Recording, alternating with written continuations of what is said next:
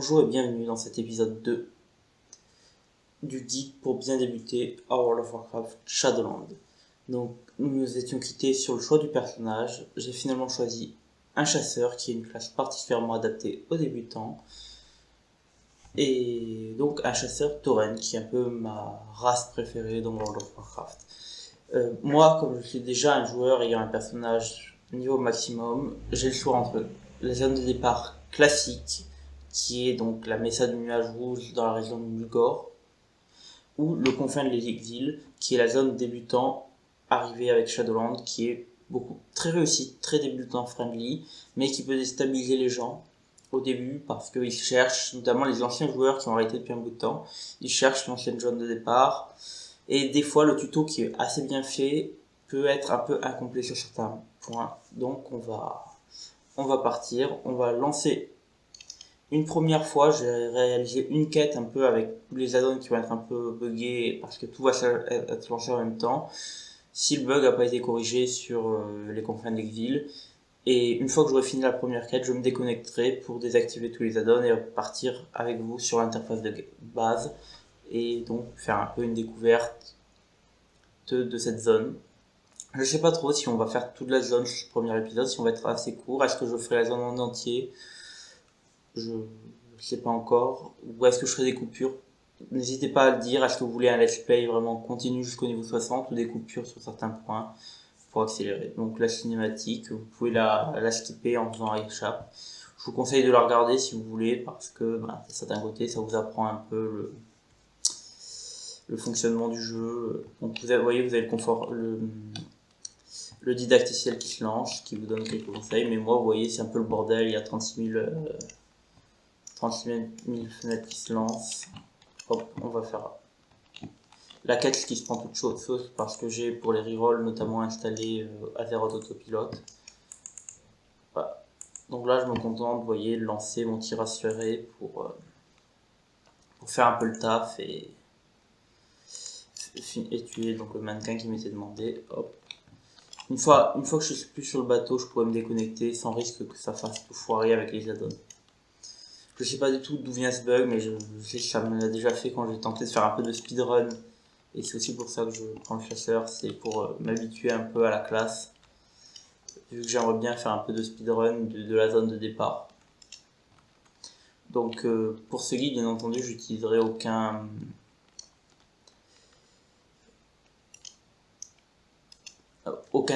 pas aucun add-on, mais aucun outil héritage que je pourrais avoir donc sur le personnage.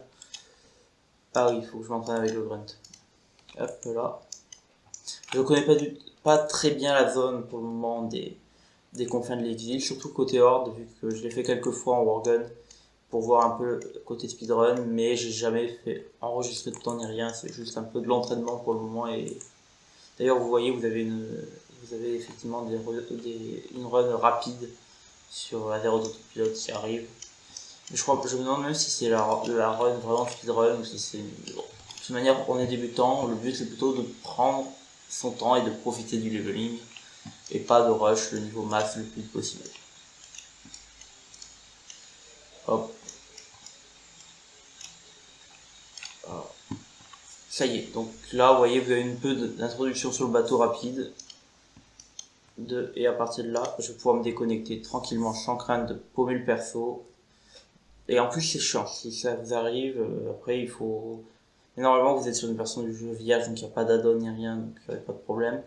Mais après, pour supprimer le perso, des fois, c'est assez long. Vous galérez à vous y reconnecter dessus. Et. Je sais pas trop pourquoi ça arrive sur cette zone-là, mais. Hop, on va dans les add-ons. On désactive tout. Et c'est parti.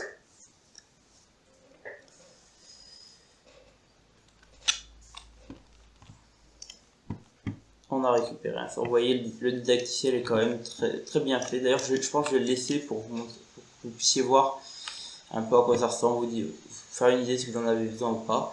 Par contre, tout de suite, moi, ce que je vous conseille dès le début, activer la fouille automatique. Sinon, ça va vous rendre dingue de devoir cliquer les objets un par un, même si vous n'avez pas beaucoup de place dans les sacs. Autre chose qu'on va faire, interface, moi j'aime bien, c'est c'est ce que je faisais avant d'installer LVI, c'est les barres d'action. Hop. Voilà. Donc comme ça, pour moi, c'est un peu le minimum à faire. Après, vous voyez, sur les côtés, je me déplace en esquive et pas en déplacement classique comme vous. Je vous conseille de prendre cette habitude, c'est un coup à prendre. Pour tourner, du coup, vous utilisez la souris. Vous voyez, là, je n'appuie pas sur le clavier, je fais juste à la souris. L'avantage étant que ça vous permet de vous déplacer en esquive, donc toujours en gardant la vision, contrairement à un virage. Pour ça, vous allez dans raccourci, déplacement, avancer avec Z, S pour reculer, et esquive, vous mettez en fait Q et D sur esquive, au lieu de tourner à droite et à gauche, vous mettez Q et D. C'est un petit coup à prendre, mais ça vous simplifiera la vie plus tard, à plus haut niveau, c'est plus simple, ça vous offre aussi la touche A et E disponible du coup pour le jeu. Ouais. Et vous avez tout expliqué effectivement dans cette zone, c'est assez didactique avec le didacticiel. Si vous voulez le désinstaller parce que quand même vous connaissez un peu le fonctionnement d'un jeu vidéo ou même le fonctionnement de WoW, si vous êtes un ancien joueur qui a arrêté de jouer pendant quelques temps. Hop là, didacticiel.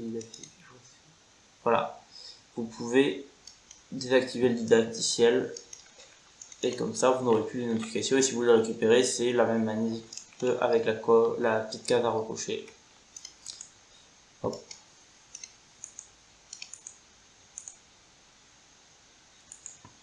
Ok, donc je pensais que c'était un héritage qu'on les dégommait, mais en fait effectivement c'est vraiment tout court, c'est pas très solide le murloc. Ah, par contre, pourquoi la fouille automatique est pas activée? Hop.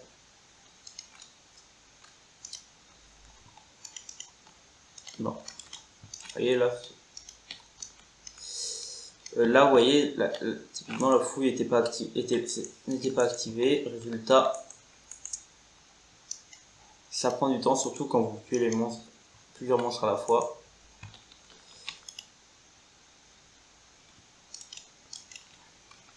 Donc vous avez récupéré un nouveau sort, donc coupure d'aile, qui est plutôt un sort qui va ralentir la cible.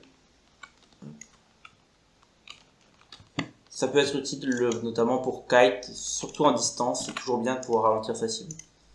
Parce que ça vous permet de rester à bonne distance tout en... Donc là vous voyez, c'est la première fois où on a une thème à utiliser sur donc, les cibles dans une quête.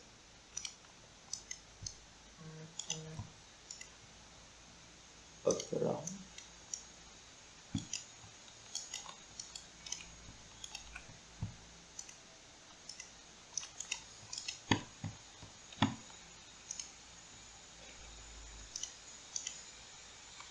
Mais n'hésitez pas d'ailleurs à protéger votre compte Battle.net du coup avec l'authentificateur pour récupérer de la place en plus dans les sacs, c'est toujours appréciable. D'ailleurs c'est pour moi un des premiers investissements que vous ferez dès que vous aurez accès à l'hôtel des ventes, ça sera peut-être l'achat de sacs de plus grande taille, dès que vous serez suffisamment bien niveau gold. Les sacs anti-néant coûtent très peu cher et on offre quand même de plutôt bons résultats.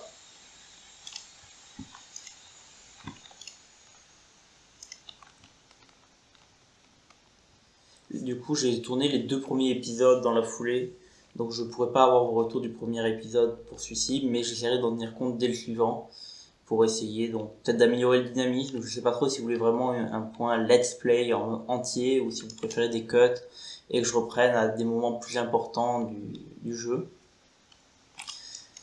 Vous voyez, les coffres, alors, ce genre de trucs sont assez importants, peuvent être notamment les items de quête des fois vont être surlignés. Et ça après ça peut être des fois un peu délicat si vous n'avez pas les graphismes assez hauts. Certaines quêtes peuvent être compliquées parce que vous ne verrez pas en fait le côté surlignement des items, surtout dans les environnements un peu sombres où ça peut aider. En fonction, des fois, limite en leveling, vous n'avez pas besoin d'avoir le plus d'FPS. C'est là ou pas là où votre PC sera mis la plus rude épreuve, donc vous pouvez monter un peu par rapport aux graphismes qui sont recommandés. vous pouvez monter un petit peu beaucoup plus facilement. Quitte à baisser quand vous êtes en donjon ou en contenu un peu plus demandeur. Donc ça, le désengagement, c'est plutôt pratique en chasseur. Un bond en arrière, toujours dans l'idée de se maintenir à distance de sa cible. Bleu, ça aide et ça simplifie beaucoup de choses. Voilà. Donc vraiment, les confins de l'exil, c'est assez débutant friendly comme zone. C'est assez bien guidé. L'avantage, c'est qu'ils ont mis un peu plein de mécaniques de quêtes que vous retrouverez par la suite. Bon, par contre, là, c'est clairement buggé en nombre de quêtes. 50 quêtes achevées, vous voyez, on les a clairement pas fait. Hop. Donc, vous voyez, ce sort-là, c'est le Racial Tauren, donc le choc martial, qui va faire un stun de zone. Ça peut être pratique dans beaucoup de situations. Moi, j'aime beaucoup. En fait, surtout, j'ai l'habitude de jouer avec ce stun de zone, et du coup, quand je l'ai pas, des fois, il peut me manquer. Notamment en donjon mythique et mythique plus, ça peut vous sauver la mise.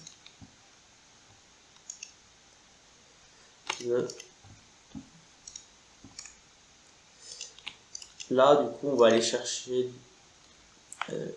On va avancer un petit peu du coup dans les quêtes. Je sais pas du coup trop, et je pense que je vais peut-être voir vos commentaires pour savoir est-ce que je finirai la zone dans la prochaine vidéo ou est-ce que je reprends au moment où. Premier moment où généralement les débutants vont avoir quelques difficultés, c'est plus tard dans les quêtes sur le slash signe, donc je sais pas si. Hop, on va dompter un sanglier du coup. Allez.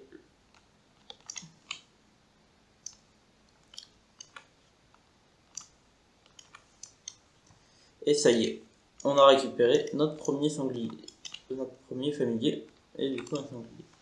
Donc ça, c'est des quêtes qui sont spécifiques aux chasseurs, c'est des quêtes de classe, globalement ils vont faire des choses un peu spécifiques.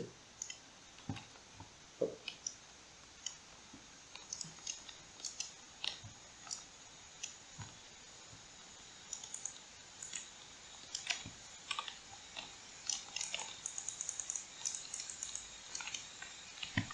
Hop.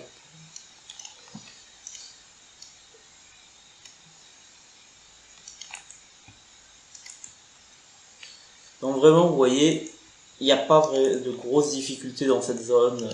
Si vous prenez votre temps, les packs de monstres, et surtout, n'avez pas les yeux plus gros que le ventre, ça se passe vraiment très bien. Et c'est même, je trouve, limite un peu trop facile, dans le sens où les monstres meurent vraiment très rapidement.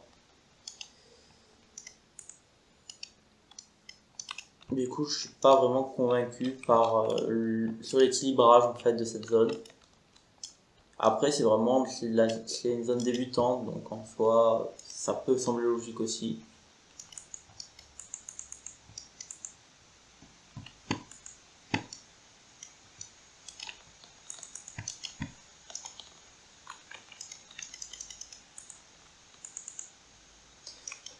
Donc là, vous voyez, typiquement, c'est le moment où le choc martial peut être utile. Un petit stun, des dégâts en moins, et on up. Là, vous voyez, il y a un monstre rare, le surveillant ogre, 177 PV. Je pense qu'on peut le faire. Vous n'êtes pas obligé, mais je pense vraiment que c'est pas inaccessible à faire.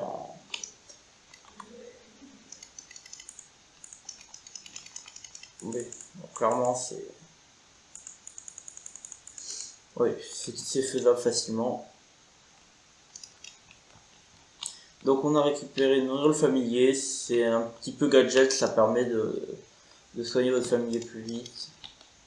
Renvoi du familier, connaissance des bêtes, voilà, donc ça vous donne des infos, et guérison du familier, qu'on récupère en deuxième exemplaire. Mais ça, du coup, normalement, vous voyez, vous avez ce truc d'appel du familier à la place, et les outils du familier qui vous feront en fait l'ensemble de ces outils-là. L'ensemble de ces sorts sur un petit menu déroulant, c'est le gain de la passe gagnée, on va dire, dans la barre de sorts. À la limite, un qui peut être important de garder, ça serait plutôt la résurrection du coup. ressusciter le familier qui n'est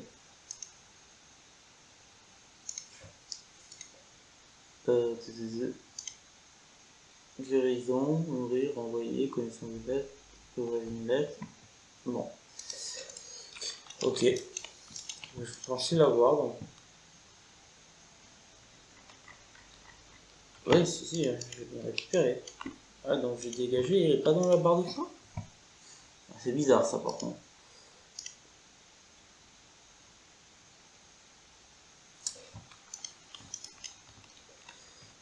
Donc là, prenez les coffres, ce genre de truc dans le leveling, c'est toujours comme les rares, si vous voyez que vous pouvez vous les faire.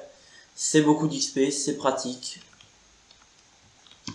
Là en chasseur on a récupéré donc un CD de déplacement plutôt puissant qui est la marche du guépard, ça permet d'aller plus vite, c'est toujours appréciable. Hop. Là on vient de récupérer du coup un peu d'équipement. Vous voyez, n'hésitez pas du coup à appuyer sur la touche mage pour pouvoir comparer du coup le stuff et voir un peu les améliorations possibles.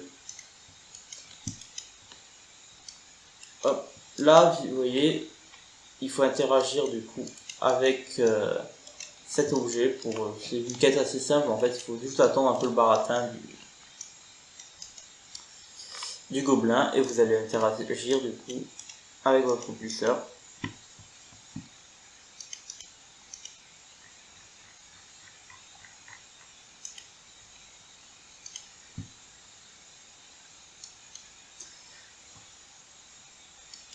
Voilà. Donc là, vous voyez, c'est juste un peu de l'attente, vous attendez, il y a la petite discussion à côté, vous voyez le tas de monstres qu'il va vous falloir affronter. Hop là, la petite cinématique.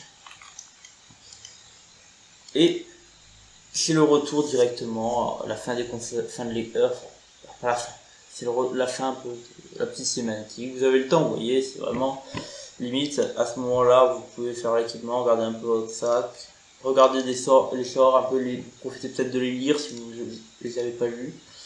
C'est toujours pratique quand même de lire un peu ces sorts, surtout quand on débute, ça permet de savoir à peu près quoi utiliser et de se faire une première idée un peu de quel est le cycle qu'on va utiliser. Donc là, c'est la première fois que vous n'allez pas en fait juste devoir faire du bashing, c'est-à-dire qu'il faut tant que la bête que vous affrontez, donc là le sanglier et ça va être d'autres monstres et en vie, il va falloir utiliser ce canaliser. Et s'il meurt avant, ça ne vous le comptera pas. Du coup, ben, faut doser. Donc là, faut pas. Ouais. Faut le cliquer au bon moment. Dès que vous pouvez, limite, spammez-le. C'est toujours plus simple. Et ça évite de devoir se poser des questions sur est-ce que c'est ça qu'il faut faire ou est-ce que c'est le bon pourcentage. Dès que c'est possible, c'est là où il faut le lancer parce que sinon c'est un coup à tuer le mob et que ça ne soit pas compter. Et c'est typiquement le genre de quête qui peut vite s'éterniser sinon. Si vous avez des doutes d'ailleurs sur les quêtes, lisez entièrement même le petit texte RP en plus de l'objectif, ça vous donnera souvent des précisions en plus. Et là du coup on retourne sur le propulseur, sauf que ce coup-ci, ben hop, il s'agit de dégommer les gros morts-vivants. Vous voyez, là j'utilise le fait que ça soit bind en 1 sur la touche, mais vous ce ne sera pas, donc vous allez à la... Normalement ce ne sera pas, vous y allez à la sortie, mais bon. Pas très gênant, et ça sera... Et du coup, vous voyez, c'est assez rapide.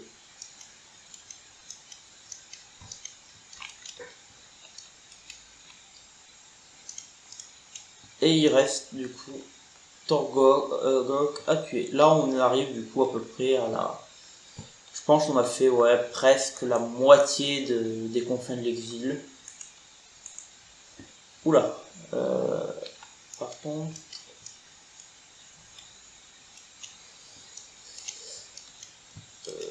c'est un poil bugué. Là pour le coup, vous voyez, j'ai regardé tout de suite un peu ma latence ou autre. Visiblement, j'ai pas trop de latence, mais par rapport à ce qui est affiché, mais là, vous voyez, visiblement, c'est un petit peu planté. Bah du coup, je voulais m'arrêter après, ça fait déjà 20 minutes qu'on tourne. Voilà, déconnexion. Là, on va s'arrêter sur ça. Merci d'avoir suivi cette deuxième vidéo. N'hésitez pas à me faire vos retours en commentaire. Est-ce que vous voulez que je vous reprenne directement là où on en était? Est-ce que j'avance plus vite? Est-ce que je fais des cuts? Ou est-ce que je garde vraiment un peu un format let's play? Est-ce que je fais peut-être des longs let's play et de temps en temps des épisodes plus spécifiques, des petits points précis sur un truc plus court, là où est précis, centré sur un objet, et quitte à faire des cuts, dites-moi ce qui vous serait le plus utile à vous. Est-ce que c'est un let's play au long cours ou non? Donc surtout n'hésitez pas, je suis preneur de toute critique constructive. Je fais principalement cette série de vidéos pour aider les débutants, donc j'en suis plus un depuis longtemps, mais j'aimerais vraiment vous aider au mieux à découvrir le jeu magnifique qu'est WoW. Donc je suis preneur de tous vos retours pour améliorer cette série de vidéos.